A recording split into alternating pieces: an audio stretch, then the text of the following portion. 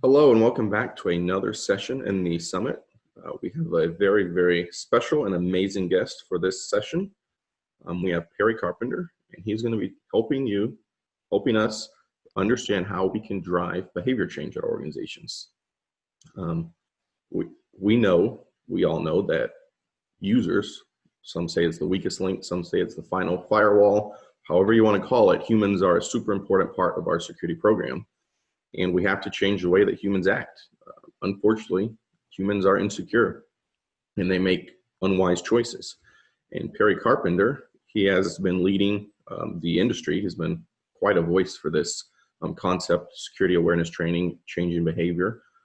He was one of the lead researchers at Gartner.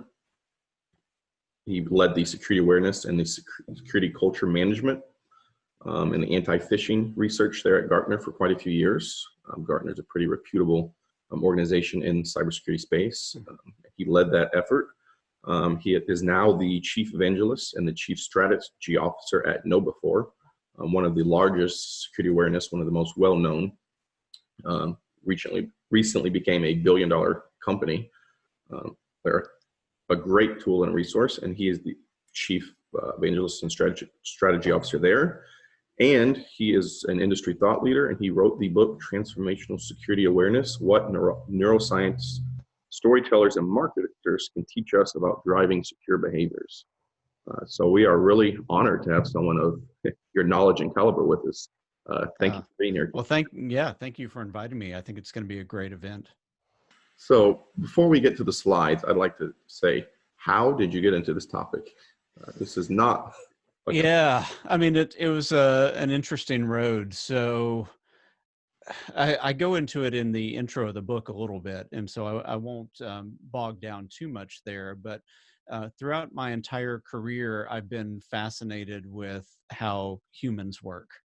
And I started off as a developer. I was a very anti-social developer, kind of your typical guy that they may even kind of characterize in a TV show. Just we would like unplug all the lights in the office that we were in, and we'd build towers of Mountain Dew and all that kind of stuff. But it was all just kind of creating your own culture, your own environment. And then, like a lot of people, if you do really well in something, you kind of get promoted to these areas that are going to stretch you. And all the areas that I got promoted to and had to stretch in were very interpersonal. And it was very out of the box and very uncomfortable for me. And to the point where I started trying to put puzzle pieces together. So as I was trying to figure out how to adapt to this world that was all about people, I was learning about people, and I was also learning about myself. And I actually found out 6 years ago that I've got a condition called Asperger's syndrome, which is a form of autism. And so for me, the human behavior piece was really a journey of self-discovery, but it also linked well with a lot of restricted interests that I had around magic and deception and theater and communication. And so that links really, really well with security, because as you can imagine, in the companies that I worked for and in the Gartner research areas that I was in, I was all advising organizations about how to spend hundreds of thousands or millions of dollars in order to protect their organization, usually using technology. And the fact of the matter was, and we'd see it day after day in the headlines, is regardless of the amount of technology that somebody put into place and the amount that they spent on that, a motivated intruder or a negligent human would just break all of that. And so that human piece really seemed to me to stand out as the thing that needs more attention within the industry. And it's really where I started to put the concerted amount of my effort. Very, very interesting way of getting to that. I definitely agree that humans are, I'd say, one of the main things to address. When we're helping startups or small businesses with their security, which of course is That's great. Summit, we always say that one of your first things you should do is implement security awareness. Yeah. I mean, especially for small, low budget organizations, they get the most ROI from it. Exactly. All right. So. Okay. Yeah. So as we get into this, what I want to do is share some central concepts to the book that you mentioned, Transformational Security Awareness.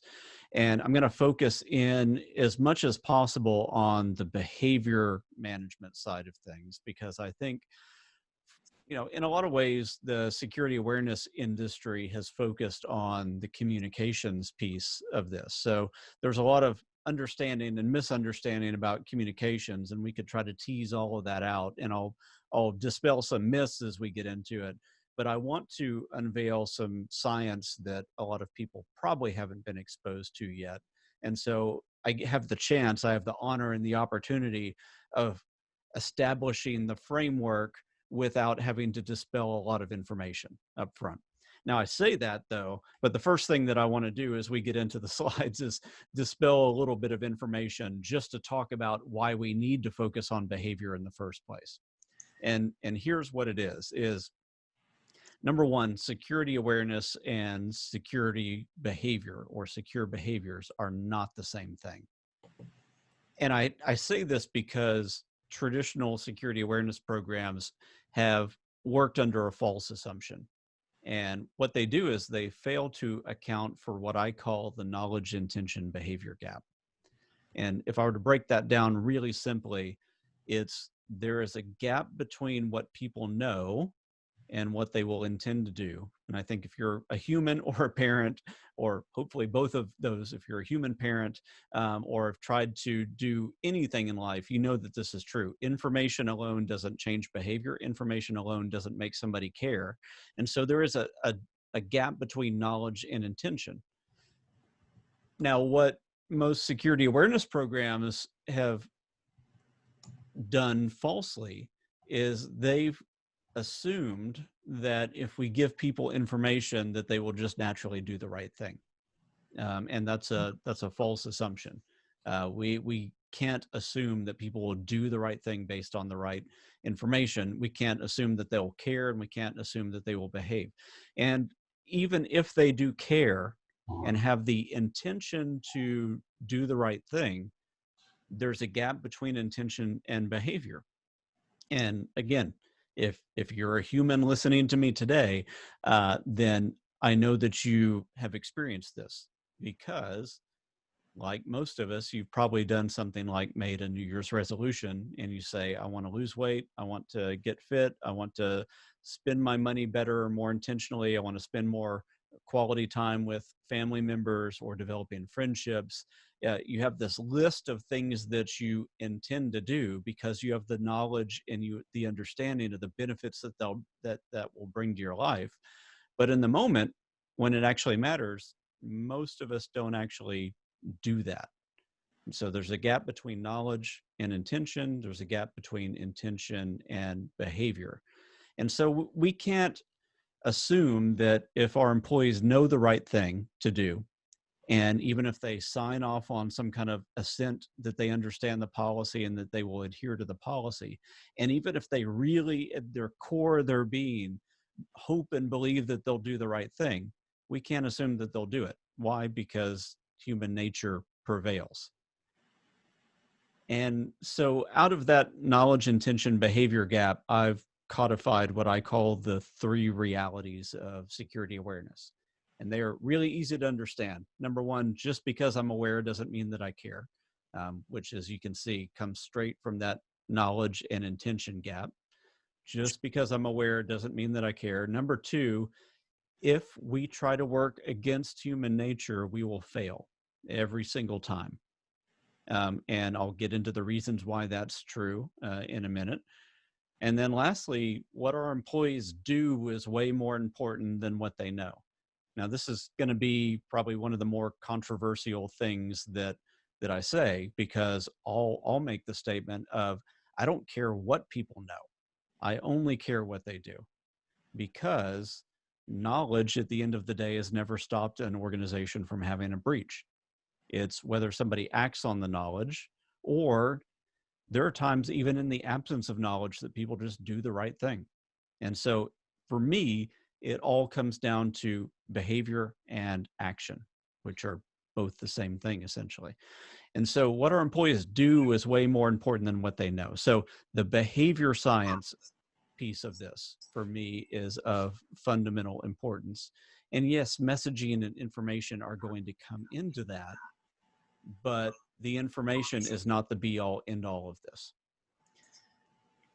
So let me back up and give us a little bit of science. This comes from the field of behavioral economics, and this idea of two systems of thinking kind of was understood in the psychology world, but really made even more popular in the behavioral economics world by a guy named Daniel Kahneman. And he actually won a Nobel Prize for his work in the field of behavior economics. And so what Kahneman says that rules all of human activity and behavior is that there's two types of thinking. There's a system one thinking and a system two thinking. System one is very fast. It's all about saving time and energy. It's based on algorithms and heuristics, otherwise known as shortcuts. And ultimately, it's effort. It works autonomously or automatically. We don't even have to think about it. We're there. We're in system one all the time. In fact, Kahneman says that system one governs about 95% of what we do. System two, on the other hand, is much slower. It's more methodical. It's used for solving hard problems. It takes a lot of effort to analyze and reason. And we have to exercise self-control when we're in it. And it's slow, but it's reliable. So system one is very, very fast, and it saves us a lot of time and trouble, but it can be error prone, can lead us to make mistakes. The system two is much more slower. It takes a lot more effort, but it's much more reliable. Now, remember the dichotomy here, though, is that system one is 95% of what we do, and system two is only 5%. And so 95% of the time, regardless of what we know and what we intend, we will just react. We won't put a lot of effortful thought into that. That's very, very interesting. I just gave us a talk recently on social engineering. Yeah. In hacking humans to get into organizations. And one of the points that I made was something like 60% of a recent survey felt overworked. Mm-hmm. So obviously, if we're overworked, we're going to be in that system one fast thinking mode of things. Well, and if I can put some current events on this, as we're all dealing with C-19 right now, and almost everybody in the country or the world really, is working from home. Think about all the distractions that people have. If they've not been working from home, they don't have a home office. They're dealing with kids at home, spouses at home. They're not in their safe, comfort, habit-driven space as well. And so all the habits that have pervaded the home environment are now sneaking into the work environment, and this constant adaptation and distraction. It moves us into system one thinking a lot. And when we're stressed, we're also more in system one. So the possibility of making mistakes or being taken advantage of by social engineers is even higher this week than it was a month ago. So here's what system one feels like. If I just ask you which line here is the longest, you'll probably immediately rule out the first one and try to think about the others here and to discern. But in reality, it's just they're all the same. It's an optical illusion. And system two, on the other hand, is much more like this. If I ask you to solve a math problem, you're already rebelling against it a little bit, right? You're going, I don't want to do that. I've got to take out a sheet of paper and a pencil. And even if I don't take out the sheet of paper and think that I can work it out, I'm trying to find shortcuts. You're trying to figure out how you can round 532 down to 530 and 86 down to 85 and then deal with some remainders somewhere. So you're constantly rebelling against the harder thing to do and trying to move back into system one. And so it's that tension that we see anytime we look at a hard math problem that our end users face every time we have a social engineering message land in their inbox, because they have to disengage from that natural inclination to just do the easy thing and try to move into the harder bit of stopping and thinking. So that's the tension. And if you and I face that as security professionals on occasion, then why wouldn't we expect our employees to do the same? And Another example of that would be, yeah, we set the password policy. You have to have a capital letter, a number, of this and that. So yeah, I think that's a great example. So what am I going to do? I'm going to try to create one that's easy to remember. yeah, and you'll fall back on system one, Exactly. which is algorithmic in nature, and that's why people just increment numbers or find variants of the same word or phrase or so on. Very Um, interesting. yeah, it's all the same. And here's what BJ Fogg said. And in my book, I actually had the honor of working with Dr. Fogg on kind of lining out chapter 4, which is all the behavior design chapter. Now, BJ Fogg is known as the father of the field of behavior design, and out of his classroom at Stanford University come some very well known entrepreneurs. One of the founders of Instagram came from his classroom, founders of a number of Silicon Valley startups that have created very habit forming or engaging applications have come out of his classroom. And so here's what Dr. Fogg says we're dealing with when it comes to human nature is that we are lazy, we're social, and we're creatures of habit. And even though that's kind of worded in a pejorative way, I think if we think about it, it's all true. We don't like to spend effort that we don't want to spend. We're influenced by those around us, and we like to look good to those around us.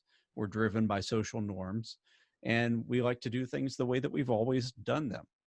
And changing a habit is really, really hard. So when we're designing a product, as Dr. Fogg says, or if we're designing a security program or a piece of technology that we want people to take advantage of related to security, or a policy or procedure, we have to realize that we're fighting against all of this. And rather than fight against it, we need to find ways to work with it, at least an awareness of that.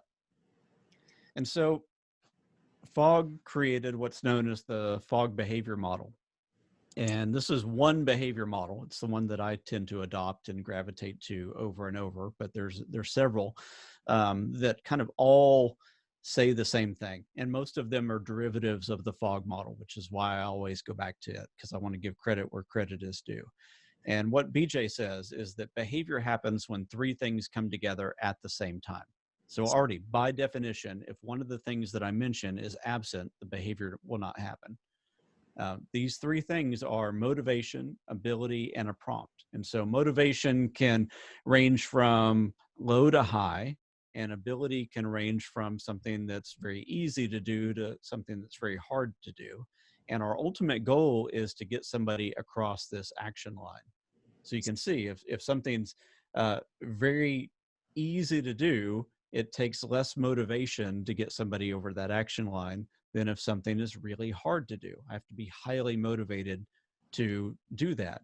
And I'll only do that if there's some kind of prompt to do the behavior. And that can be an internal prompt or an external prompt. An internal prompt would be just the internal desire to do it, or a hunger or a craving, or essentially scratching an itch type of thing, versus an external prompt being you asking me to do it, or me seeing a sign asking me to do it, or getting a notification on an app or an email, or one of those types of things.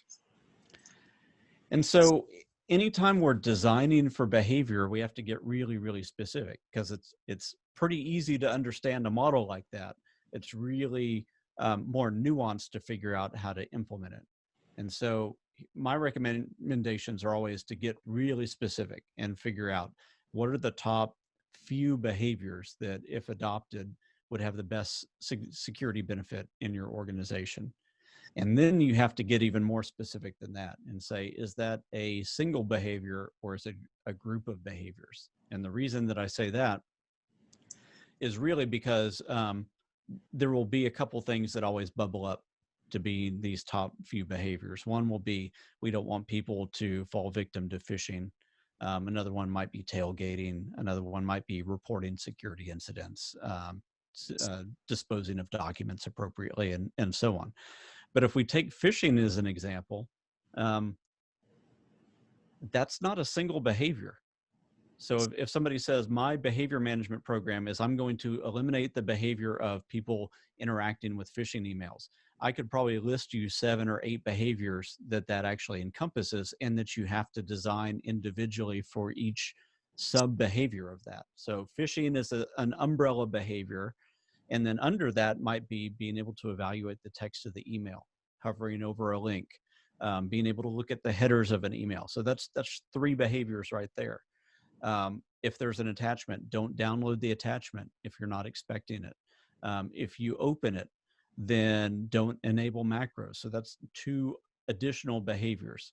And then similarly, the type of email that somebody gets can feel entirely different. I can get an email that's a pizza coupon phishing simulation, or real fish from an attacker. And that feels totally different from an end user perspective than a business email compromise type of phish. And so you have to solve for both of those at the same, together as well. So phishing is not a single behavior. Tailgating is not a single behavior. Data destruction is not a single behavior. It's a collection of behaviors, and you have to really have the mindset of that as you design for them. And then you have to decide, is this a behavior that our organization has the appetite to take on right now? And considerations there might be, if you want to solve for tailgating, well, if your CEO or executive team members open the door for people between 8 and 8:30 in the morning and let people in the office without badging in, well, then you have another thing that you need to work with before you can take that on organizationally. And so being very honest with yourself about the amount of work that's necessary, the organizational buy-in and appetite to take something on, and then breaking that behavior down into all the subcomponents of it are critically important, so that you don't have unmet expectations and you don't get a false sense of security. Because if you train really well on not clicking links, but you ignore document downloads or credential harvesting, then those are different behaviors. You've not designed for them, and you'll get failures as a result. So I'm going to flip through these really quick, but these are a couple worksheets, and I've got examples of these in the book as well. But if I'm just going to design for a non-security version of a behavior, then I'll pick out what's the behavior that I want. If I want somebody to drink a glass of water, then I need to figure out what might be the motivating factors that would make them do that, or what might motivate them not to do it. Well, they could be thirsty. They might want social acceptance. They might want to avoid offending the person. So all of these are motivating factors. They might even just believe that there's a good health benefit. On the ability side, it all comes down to, how easy is this thing to do? Well, normally it's really easy to drink water, but I can't do it. I don't have the ability if there's not a glass of water available to me, or if it's difficult to get to. If my mouth is taped shut, I can't drink water, regardless of whether the water's there or not. If I'm asleep, I can't do it. And so those are silly examples, but they're examples of the ability to participate in the activity. And so if I could prompt somebody that's asleep all day long to drink water, and I could have it right next to them, but they neither have the motivation nor the ability at the time to do it. And then the prompt is that internal prompt or external prompt. They could notice it, they could be offered it, they could receive a prompt from an app. So as you're designing for behaviors, you need to be thinking about the different channels that you can be prompting in, because that's some of the traditional communication pieces. So when someone's working on a security program, should they lay this all out on a document, you think? And at points, it can be good for your self-work. I think one of the critical things to do is to get buy-in on the 3 to 5 to 7 behaviors that the organization wants to take on right now. And so that's where this piece comes in. right. So once you define that, Then you figure out, all right, is this a collection of behaviors? And if it is, then you build out a worksheet like this, and you say, all right, for let's say tailgating. Actually, I'll give an example of password management later on. For password management, what's the behavior that we want? We want people to pick, create and remember a secure password. Well, what would be the motivating factors? You write those down. So what are the factors that would, and I'll mention another behavior model because I like the language that he uses. There's an author, he was a former behavior designer for Microsoft and has also done some work in the healthcare industry, named Matt Wallard. And he wrote a book called Start at the End. And basically, he boils behavior design down to a couple things. Promoting pressures, so something that might make somebody more likely to do something, or inhibiting pressures, anything that might make somebody less likely to do things. And I think that that's an interesting way of thinking through motivation, ability, and so on, because when I think about a promoting pressure, what might positively motivate somebody to do something, and then what might demotivate them to do something. When I think about promoting and inhibiting inability, what might positively make that easier to do for them, and then what might inhibit them from doing it. So you can blend some of these models together. And there's another term that I should have introduced earlier, but I always think about it in context of Matt's work, is the idea of behavioral intervention. And that's ultimately what we're working at. We're trying to intervene in the natural human behavior that would happen at the point of action for something. So what does our intervention look like? Yeah, I think seeing it laid out like that makes it so easy to figure out. I mean, back to what that Fogg model you showed earlier, that prompt point to get them to cross that. When you see that laid out, it's so easy to, all right, now the prompts I need to come up with. And the funny thing is the prompt is usually where we screw it up, because Right. we assume that, well, they've got the right motivation and we know it's easy enough for anybody to do, but we just never ask them to do it. And at any given time, you have people that could do the thing that you want them to do, whether that's take a training class or change their password or read and sign that they've read a policy. There's a bunch of people that have, the little bit of motivation that takes, and the behavior is already easy enough to do that all you have to do is ask them to do it and they can get it done. Are you still there? Your video went out. Sorry, let me fix it. It's all right. Let me fix it real quick. Sure.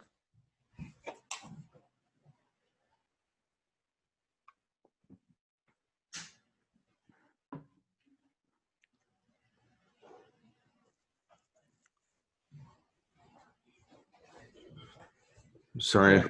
I forgot to hit the timer. I got so wrapped up listening. Oh, no worries. So I just wanted to make sure I wasn't talking into the void. All right. And I'm guessing you can edit that in. Yeah. Just make it note of the time. All right. So, and I think we're at a natural transition spot too. So, all right. And then as we move on, so I want to talk just a little bit about motivation, because when you talk to BJ Fogg, or actually any behavior designer, they'll all be really clear that the motivation piece of this is the hardest thing. So if we're trying to solve for behaviors, we first look at the prompts, see if there's effective prompts being used. Then we look and see if the action is easy enough to do, and then find ways to modify the action. But the very last thing that we can actually rely on is motivation, because motivation is different for every human. The things that you care about, I might not care about, and vice versa. But at some point, we are in the spot where we have to deliver information, and we hope that the information that we want will find root within somebody's mind. And so when it comes to that kind of stuff, the kind of stuff that we just have to get out there, and it is information driven by design, because it has to be, then I follow these models of understanding my audience, crafting the message so that it will capture their attention, trying to connect to them as much as possible. Because when I can connect with somebody, and we'll get into this model on the right in a second, then I have the best chance of embedding that message in their mind. And then I can see if I can get the follow through and evaluation. So I build this cycle out that's got these discrete steps in it. And when it comes to building my message, wherever possible, I'll use tricks that are all around trying to lodge that information in somebody's mind. And all of us have been exposed to these tricks all the time because marketers use them, storytellers use them, movie makers use them, and even well, I mean, one of the most overt ways that we see it used outside of advertising is like in kids shows. If there's a kids TV program and they start to talk about a new important concept or term, you'll usually hear like a key sound that hits in the background. There'll be a bell that rings or something that says, oh, this is something now that my mind should jump forward and capture that word or phrase. That's a new dictionary word that they're going to be reinforcing throughout the rest of the show. And then they'll do that every single time. Creates a natural, I mean, if I was working in the hypnosis world, that creates an anchor point. Right. And so they'll do things like that. They'll also do music under it so that starts to work its way in. And then they'll embed story and use emotion. They'll make us care about a character, and then they'll inject the morality tale within that. Kind of like what they teach, I mean, from the attack perspective with social engineering with anchor points, same concept. Exactly. Yeah, same concept. And so we can learn from that when it comes to delivering our messages. If we have an executive message, I'm not saying make it sound like a kid's show or something, right? But there's lessons to be learned from that in how we emphasize certain words. Maybe if you've got an executive, don't just have that person explain the policy on video, but give a personal anecdote from their life. And the more emotion that's wrapped up in that, the more we care about the characters in that or that person's life as they're explaining part of their life, the better, because it is things like that that are memorable. It's also, you and I were talking before we came on about the Inside Man series that I was instrumental in creating at KnowBe4. I actually had the honor of helping to create at KnowBe4. One of the key components that we built into that from the start was emotion. And it wasn't just that we wanted people to laugh, because there's a lot of great series out there in the security awareness world where people can laugh a lot right now. But we wanted people to be able to go up below the emotional baseline, because psychologically, we remember the things that take us below the emotional baseline more than the things that will take us above the emotional baseline. I mean, you and I probably laugh several times a day. We don't even remember why. We don't even remember that we did. But if something hurts us or makes us feel like we take a little emotional dip, we remember that because our mind is saying that's important. Something maybe that I want to avoid in the future just happened. And really good storytellers take us on that navigation where you've got like a wave of emotion that you follow. And so again, and the same thing with our security messages, don't use fear, uncertainty, and doubt, but don't also be afraid of talking about the impact that things have, and that there's an emotional component of this. All right, let's move forward. I'm going to talk just a little bit about another component that can help in behavior design, and this is nudge theory. This is all about not restricting choices, but trying to make the choice that you want somebody to take easier to do. And I'm going to start with a urinal. Now this, and I apologize for people that are offended by bathroom stuff, but this is a real thing that started a decade or so ago, around trying to just get men to be better at not leaving huge puddles of urine around the urinal, because it's disgusting. I mean, if you're a guy and you walk into a public restroom, you instantly have to do a risk assessment as you get close to the urinal. And so what a German sanitation engineer realized is that probably two things. Number one is men are disgusting. And the second thing is that men are children by nature. And so what he realized is he could take this little plastic fly and he glued it to the inside of the urinal. And then overnight, 85% of this, what we call splashback problem, was dealt with because simply men aimed better. There was more incentive. They had more motivation to aim inside the urinal and pay attention because he had gamified it. This guy gamified urination. So here's a couple other examples. This one with recycling. And again, if you go back to my Trojan horses of the mind over here, we've got emotion, we have visuals, we have sound, and we have word and story. Now, over here, when we look at what this recycling scenario, you'll see visuals and you'll see implied story. So here you've got, at the point of behavior, somebody's about to throw something away, they are presented with a choice. And this choice is really easy to make either way. And so I'm not making it necessarily harder for anybody, but I am bumping up their motivation. And you'll see the word choices. Landfill is a dirty sounding word, and they're telling the story of what happens to anything that you throw in that side. So you see this dumpster just disgorging its contents in a landfill.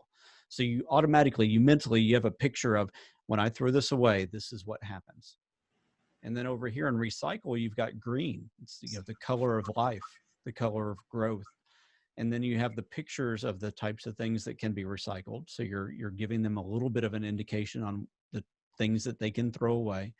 And everything looks really clean. It's almost angelic looking. It's like it's got halos around it. And so a lot of intentional use of color and implied story and visuals there, all just to get somebody to make a different decision. You're not restricting choice, but you're bumping them and prompting them at the right time with something that has just a little bit of a motivational factor in it. Yeah, the subconscious It's message big. is pretty amazing. Yeah. So, in all of this, we should be thinking, how can we do things like this in the security world? This next one is at my local supermarket. And I don't know how well it works, but they're trying to stop kids from wanting checkout aisle candy, essentially. And so at the front of the store, you walk through and it's like, hey, kids, are you hungry? Here's some free fruit. I don't think this works well, because I think that there's another aspect of human behavior that we're working against. But let's say somebody comes in and they're more economically disadvantaged than some people. And now their kid has a chance to eat, and they're much less likely at the checkout aisle to want to spend that extra dollar on something that their family can't afford, because now their stomach is full. And in other cases, again, maybe if it stops somebody that maybe isn't economically disadvantaged from having to fill a couple hundred calories of fluff versus something that's nutritious, then it's worked. They've met a goal. Now, this one I know is effective. This is our local Walmart where I live, and neighborhood market. And I'll give you a side note. Walmart does have a behavior design unit internally, and they're always thinking about how do we nudge people in the direction that we want them to. So the behavior Constantly rearrange the stores. Yeah, exactly. Well, and think about this situation. Most of us really do want to do the right thing. We want to give to charity. We want to contribute to causes like ending child hunger, or helping with a number of health-based charities and so on. But it's never convenient when we get cold calls for that. We don't necessarily want to send checks in the mail. We don't want to deal with a lot of things, but we do have a little bit of motivation, just not enough. And participating in a lot of charity events is hard to do because it takes time and it takes effort. What they did here is they just injected that decision at the checkout aisle, and you have to press a button no matter what and say either yes or no.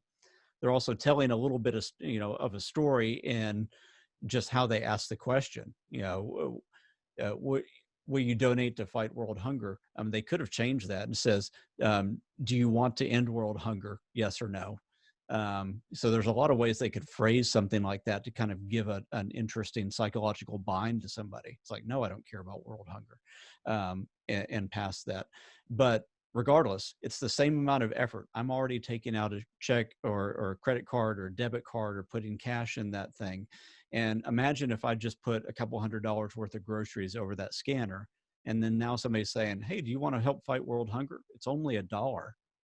Well, that's really easy to do. You've prompted me, and my motivation is naturally higher at that minute because I can compare my situation versus somebody else's plight. Right. So here's what a security application of this looks like. And I'm not a big fan of password strength meters, but I use it because it's a good example of nudge.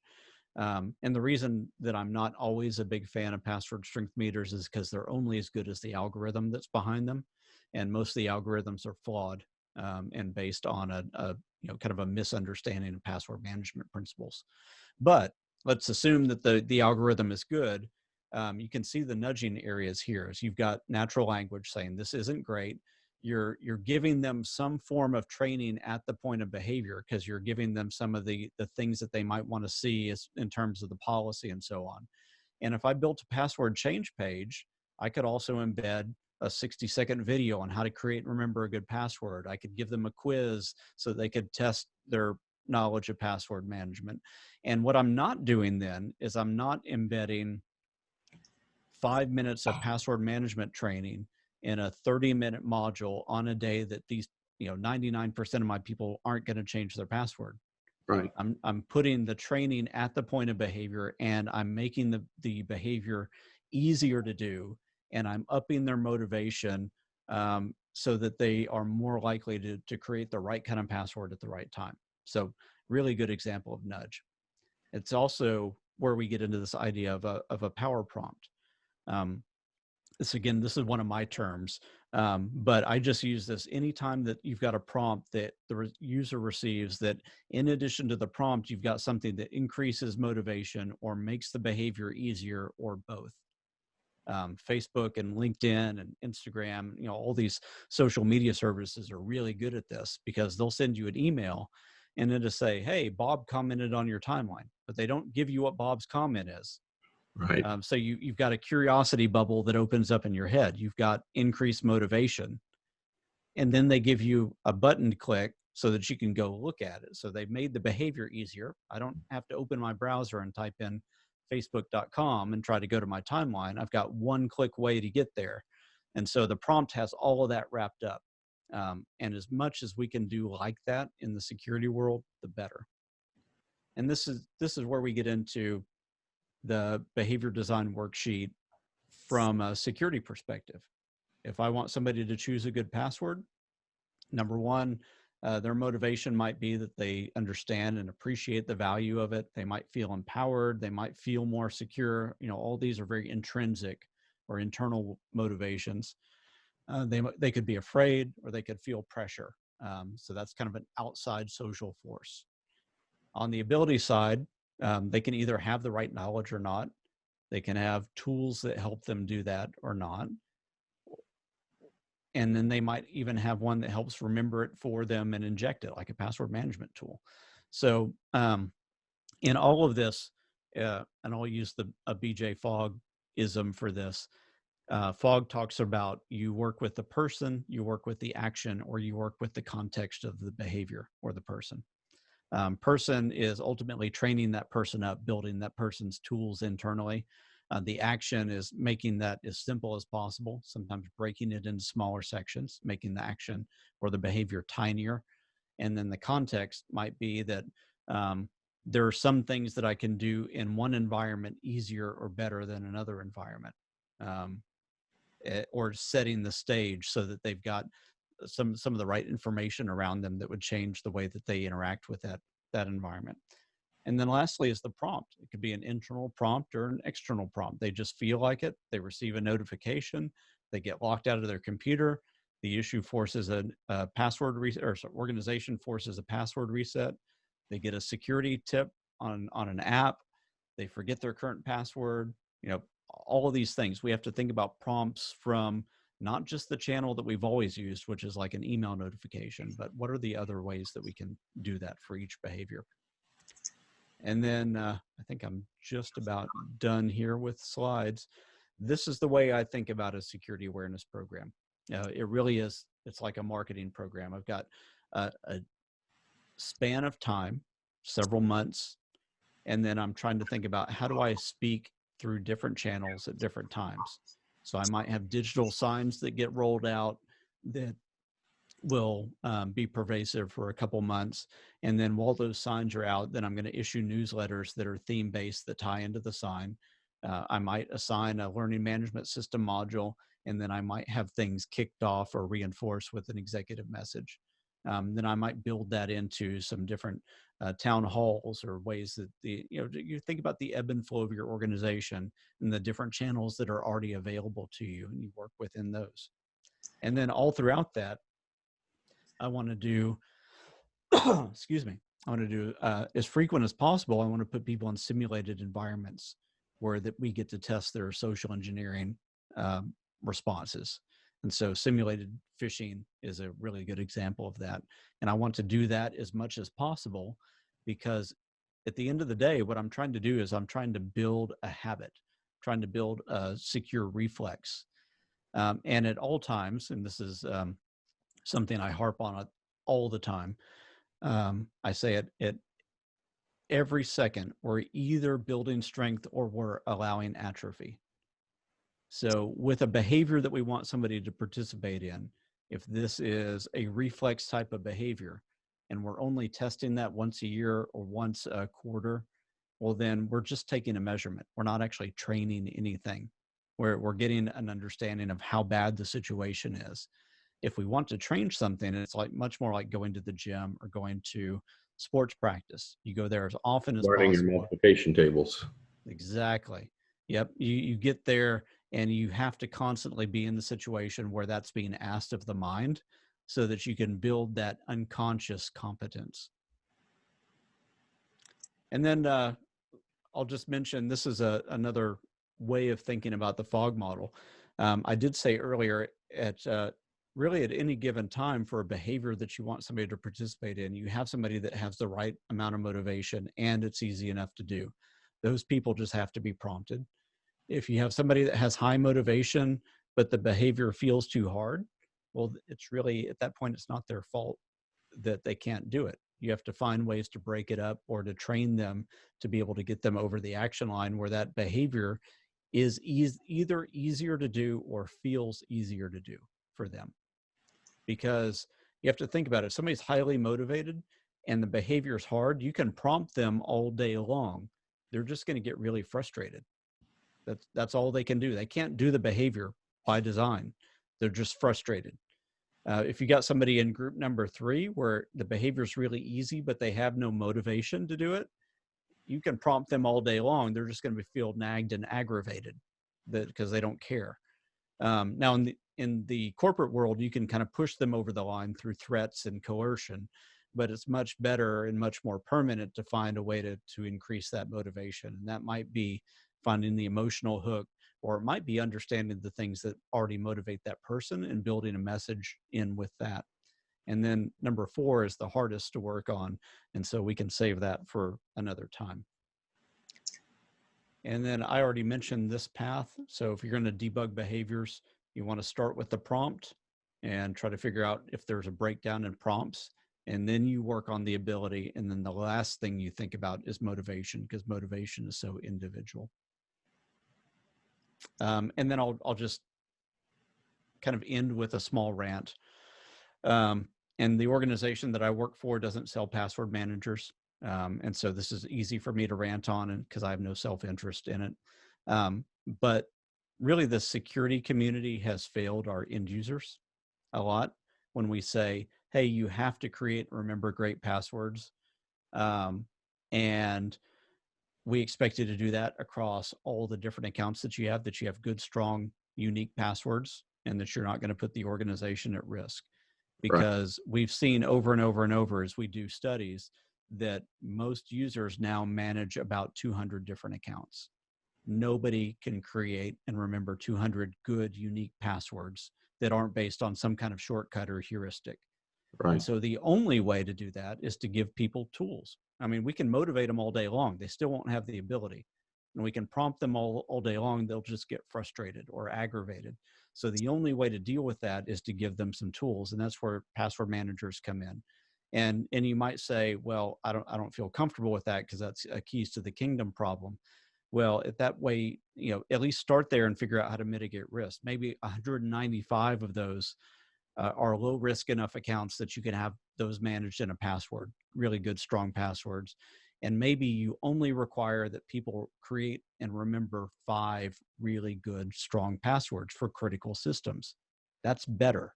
We can't let the status quo stay where it is. So you use a combination of password managers, multi-factor authentication, and other good, unique tools that are starting to come into the security ecosystem. Otherwise, we're just setting ourselves up for hardship. Yep, and that's me. Wow, some very, very good takeaways and great tips. I think there's a lot worth rewatching that for. Oh, thank you. Yeah, those are some great takeaways. The worksheet, the understanding how to design. Mm-hmm. I think there's some great takeaways in that for anyone at any phase of your security awareness program. So. Yeah, well, I hope that that's helpful. I always, if you're looking for non-security books in this area, Dr. Fogg has a book called Tiny Habits that came out at the beginning of this year. It lays out, even though it's kind of built into a self-help book, all of his behavior design philosophy is spelled out really clearly. So you don't have to think about the self-help paradigm with that. You can almost immediately jump in and think about designing behavior for security. And then Matt Wallert's book, Start at the End, is highly recommended as well. Well, and if someone's interested in following you, there's your Twitter and your LinkedIn. Yeah.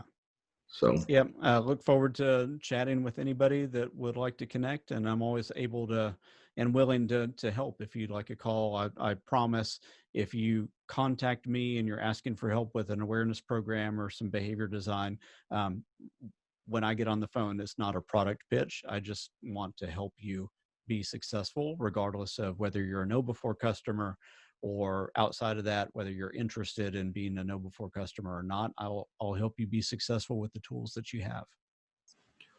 Well, Perry, thank you very much for your time and all the great value you gave us today.